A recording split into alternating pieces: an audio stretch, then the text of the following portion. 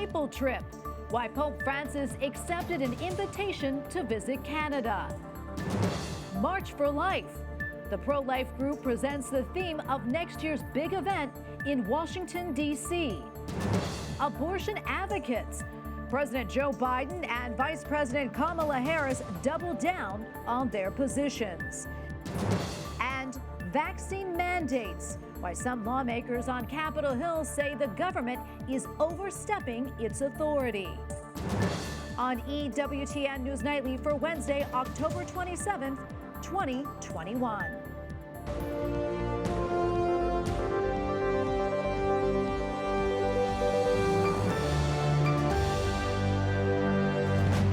Thank you so much for being with us tonight. I'm Tracy Sable. The Vatican has announced that Pope Francis will visit Canada to help reconciliation efforts with Indigenous peoples. Canada's bishops invited the visit to address recent revelations of abuse and deaths at state schools, which the church helped to run for decades. We have more now from EWTN Rome correspondent Colin Flynn.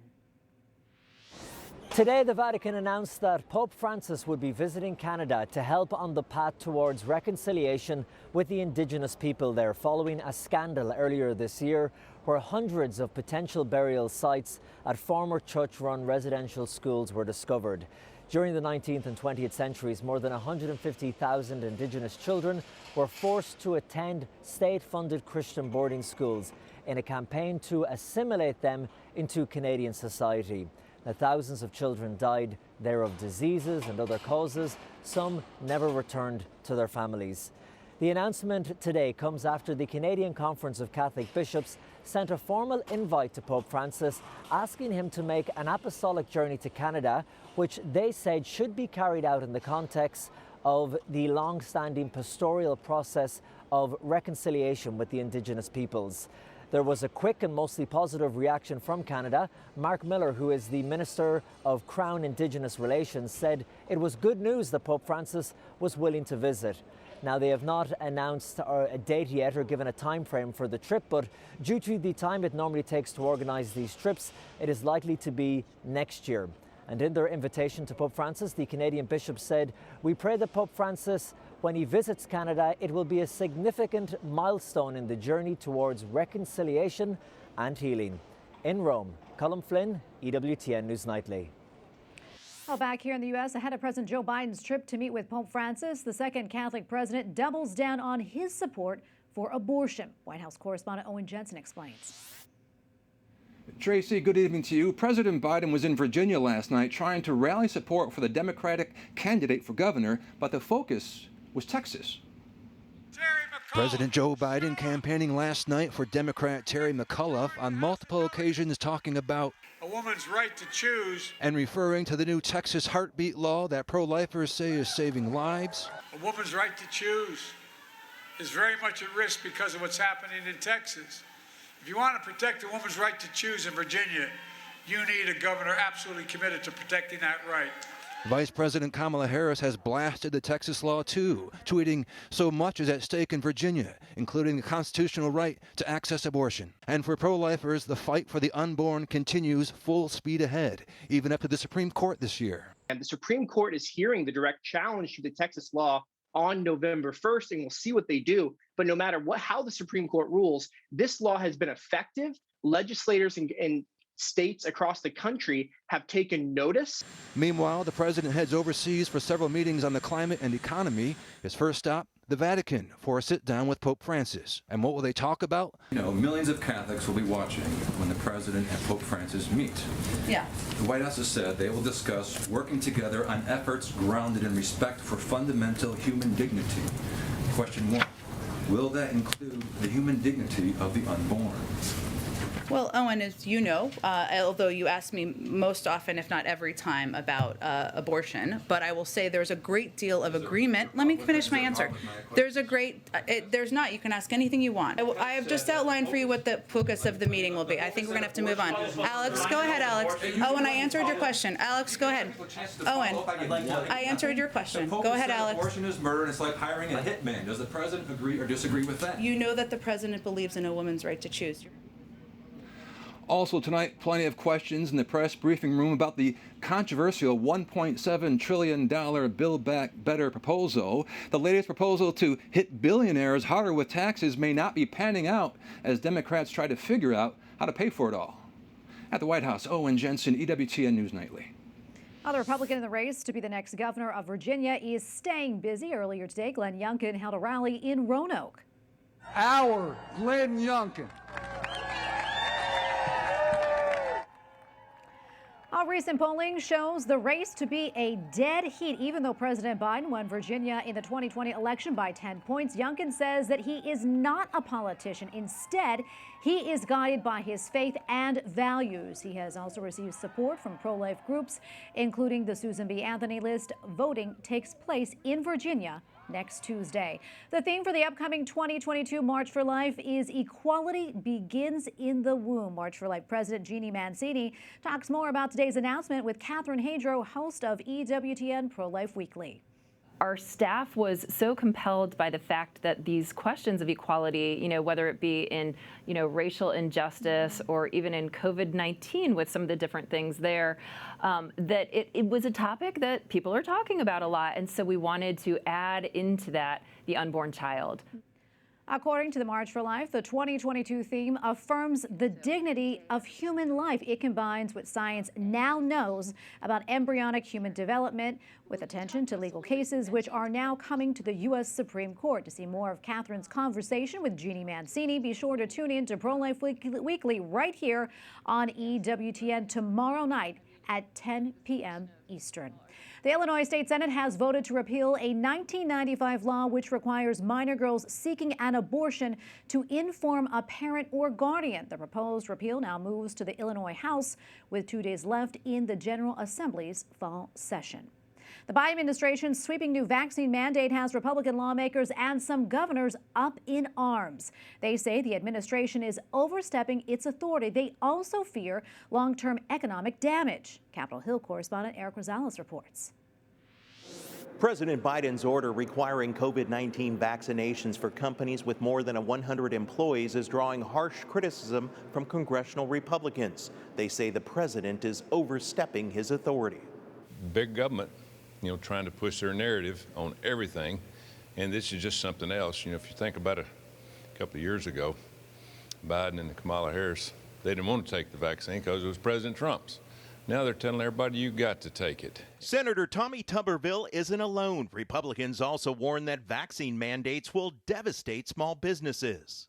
The big drop on middle America and Main Street is going to be when every business with 100 or more employees has to say to their employees, you either get a vaccine or you get tested weekly or whatever the rule is going to be. Several governors have signed executive orders directing state agencies to not comply. Alabama's Governor Kay Ivey criticized vaccine mandates, calling them an outrageous overreach, saying we must have the choice of whether Americans want to get the shots. Democrats tell me they support Biden's direction, even if there are economic consequences. I know the vaccine mandates put businesses in a tough situation, but as long as they got people that are taking ivermectin as a treatment, we got a problem. Data from USA Facts show 67% of Americans have received their first shot and 58% are fully vaccinated. Republicans say forcing Americans to get the shot could lead to backlash. And there's going to be civil disobedience. You're going to run the economy in a way that you can never imagine when you chase people away from a job that they struggled to stay healthy, working there, and finally seeing a little light at the end of the tunnel. The federal vaccine mandate will likely make its way all the way to the U.S. Supreme Court, as some are claiming that the vaccine violates their religious liberties. At the Capitol, Eric Rosales, EWTN News Nightly. Coming up, country in turmoil. Protesters decry the military takeover in Sudan. And international religious freedom. How this day is designed to raise awareness.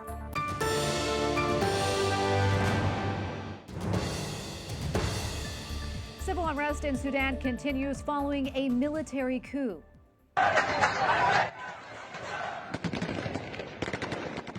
Video footage appears to show security forces firing machine guns against civilians who were protesting the military takeover in which civilian leaders were arrested.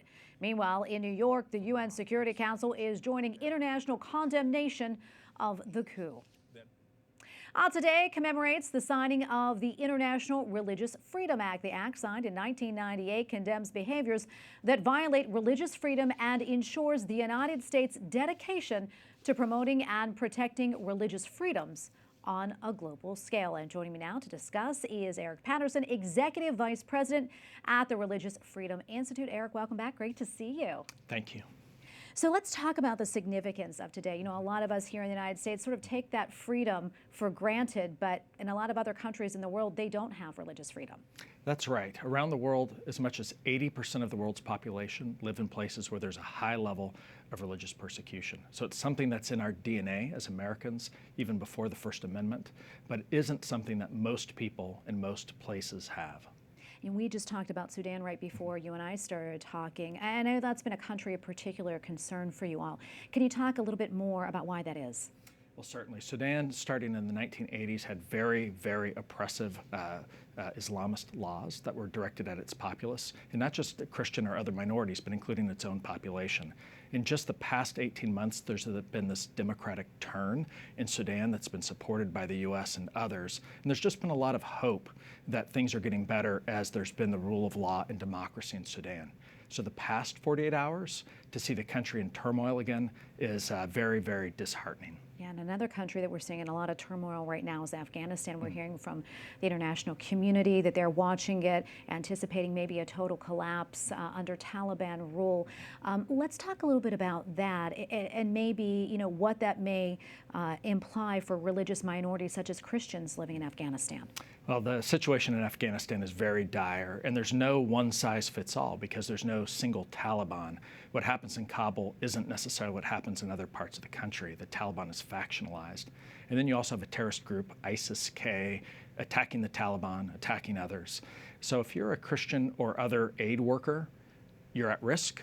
If you're part of the 15,000 or so Christian minority Afghan citizens there, you're at terrible risk. If you're part of the Shia minority, which is 3 to 4 million of the population, you're at risk. We've seen attacks against that group. And of course, Christians have long suffered in Afghanistan. So when the U.S. abandoned the country in August, it really put people in the crosshairs of the Taliban and others. Yeah, it's such a concerning situation. And of course, those two countries that we just talked about aren't the only ones. Can you talk about maybe some of the other countries that are on your radar when it comes to maybe religious persecution? Yeah, when I look around the world, I look, where are there places where the government represses Christianity or other faiths, and where are there places with high social hostility towards religion? So for instance, China goes after its Muslim Uyghur minority, it goes after Christians, it goes after Tibetan Buddhists, it goes after any group that has an allegiance higher than the state or than the Communist Party. Around the world, of course, Christians are the most likely to be repressed. We look at that in Pakistan and in specific in Nigeria. You know, last year, over 4,000 Christians were murdered in Nigeria, largely because they're Christians. And they're of a different ethnic group, they're of a different religious affiliation in the middle belt of the country. So that's a country of deep concern to us. In fact, the U.S. government, for the first time in December of 2020, cited it as a country of particular concern under this Religious Freedom Act. You know, I want to talk a little bit more about that because, you know, people are probably listening to this and wondering, geez, what can I do? What's the United States doing? You know, maybe what's your organization doing? We hear how awful it is, but what are the steps being taken to stop this? Yeah, well, under this act, the U.S. is supposed to act. We have an ambassador for religious freedom. We have an office at the State Department on religious freedom. We have a separate commission on religious freedom. Our diplomats are supposed to get annual training on religious freedom. But it is hard. It's hard to change the conditions in the world. Where we've had the biggest success is when a president intervenes and an individual or a family is released. So the most famous case recently being President Trump seeing the Pastor Brunson released in Turkey. Those are the real successes. I'd say the other big U.S. success is getting other Western countries to sign on board religious freedom. So the UK now has a special envoy for international religious freedom. The EU does. So as we've brought other countries into the fight, that's the success. We haven't really changed China. We haven't changed Pakistan. And the way to do that really is to convince them that it's in their interests to protect all of their citizens, not just some of them. Yeah, I want to talk about successes, if we can kind of pick up on that. What successes have you seen in other countries? Have other countries maybe changed their ways a little bit when it comes to religious freedom or persecution? Yeah, the places where we see the best modest successes, often a smaller country where government elites decide that if we get on the Western human rights agenda, that'll be in our interests.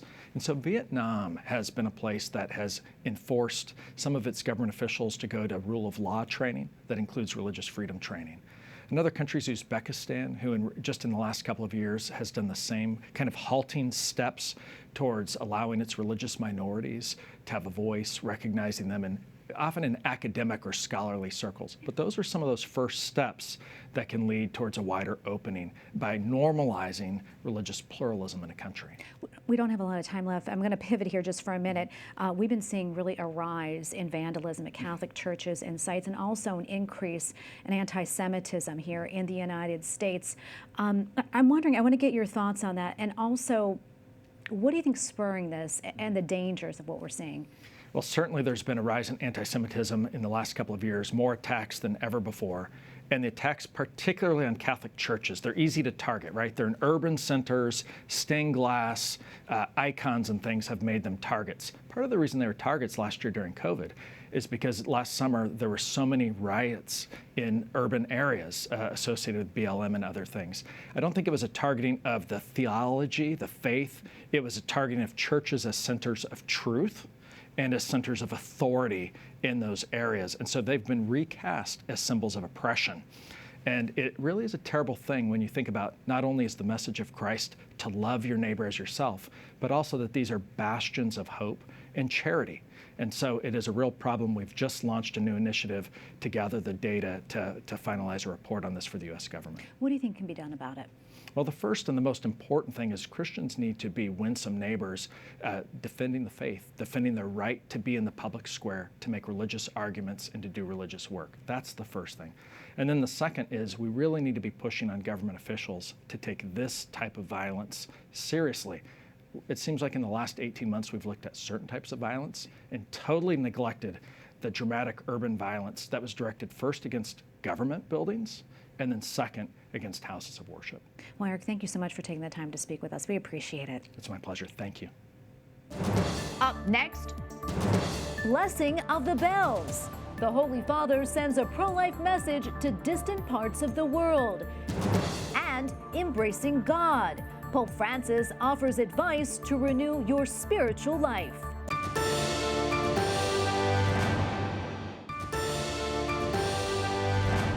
A papal message of pro-life support is headed to Ukraine and Ecuador. Today, Pope Francis blessed two bells, which are called the Voice of the Unborn. Afterwards, he rang one of the bells. They're part of an initiative by the Yes to Life Foundation. One bell, which the Holy Father blessed last year, has already visited nearly 30 cities in Poland. Pope Francis has advice for how to reignite our spiritual life. È Lui che cambia il cuore, non le nostre opere. At his weekly talk to pilgrims at the Vatican, the Holy Father says we can embrace God and allow ourselves to be loved by Him. Doing so is better than focusing on rituals and reciting words by memory. Pope Francis added that love alone attracts and changes the human heart. Church leaders from the European Union are meeting this week in Belgium. The Commission of the Bishops' Conferences of the European Union are gathering to discuss a number of issues, including how the Church will emerge from the COVID-19 pandemic. Joining us now is Father Manuel Barrios Prieto, General Secretary of Commission of the Bishops' Conferences of the European Union. Father, welcome. Thank you so much for your time today. Can you tell us more about these meetings, also the main topics of conversation there? So these meetings take place twice a year. They are meetings of the bishops of the European Union, delegated by the Bishops' Conferences of the European Union. And we meet here in COMIS. COMIS is the Commission of the Bishops' Conference of the EU, and it represents the Catholic Church in the European countries, in the European states, the member states of the European Union. And we meet with maybe one topic, although we discuss other issues that might be interesting or might be important for the Church in the European Union. In this occasion, the main topic we're discussing is the Conference on the Future of Europe. This is an initiative of the European institutions to try to put together more closely the citizens with the European institutions. So what is being done is trying to consult the European citizens and what they expect or what they wish for the Europe of the future. And we as Church, we're thinking about this. We're having meetings with the European officials that are in charge of this to see how as Church, how as Catholic Church in the European Union, we can contribute to this. This is the main issue of this assembly we're having today. Though there are other issues as well. We are seeing the situation in different countries. We are also considering other issues as the climate change and other issues that are important. But this is the main issue, the Conference on the Future of Europe. And Father, for those who may not know, can you tell us a little bit more about the work that your organization does for the Church in Europe? Yes. Well, this is an institution of the Catholic Church. It was founded 40 years ago here in Brussels. And the idea is to follow closely as Catholic Church the integration process of the EU. So we follow the integration process, we follow the policies of the European Union, and we try to dialogue with the European institutions, being kind of a bridge between the Bishops' Conference of the EU and the European institutions. So we bring to the European Union what is the voice of the Church, the Catholic Church in the member states, and we bring to the Bishops' Conference what is discussed here, the policies that are being made, and in the sense that we can, we try to contribute to these policies based on the Catholic social teaching. So that's the role of commemorates, being an institution here in Brussels to dialogue with the European institutions and to follow closely the integration process of the Europe. And Father, before I let you go quickly, as we emerge from the coronavirus pandemic, can you tell us how the Church is doing in Europe right now? Well, the Church tries to contribute as far as it can to come out of this difficult situation we're living. It tries to contribute also to the policies. It tries to help the people that are in need. It tries to also give clear messages. So that is the position of the Church. It tries to also contribute to the vaccination in the sense of trying to give orientation to the policies that are done on vaccination, so to leave no one behind. So that is what we're doing mainly. So our role, not as so much as Church, but as commemorates, is to try and contribute to the European policies in this area of the fight against the pandemic. Father, thank you very much for taking the time to speak with us today. Father Manuel Barrios Prieto, General Secretary of Commission of the Bishops' Conferences of the European Union. Thank you again. I thank you as well. Thank you very much. And finally tonight, the Catholic Church in Venezuela is celebrating the birthday of their Doctor of the Poor. A caravan through Caracas yesterday honored Blessed Dr. Jose Gregorio Hernandez. This past April, he became the first Venezuelan to be beatified. Pope Francis called him, quote, a model of personal goodness and civic and religious virtues. He lived from 1864 to 1919. The faithful are asking his intercession to end the coronavirus pandemic. And we thank you for watching tonight. For the entire EWTN News Nightly team, I'm Tracy Sable. We leave you tonight with a look at an art exhibit that opened this week in Spain. It is dedicated to Italian paintings from the 14th to 18th centuries, including several of the scenes from the life of Christ. Good night and God bless.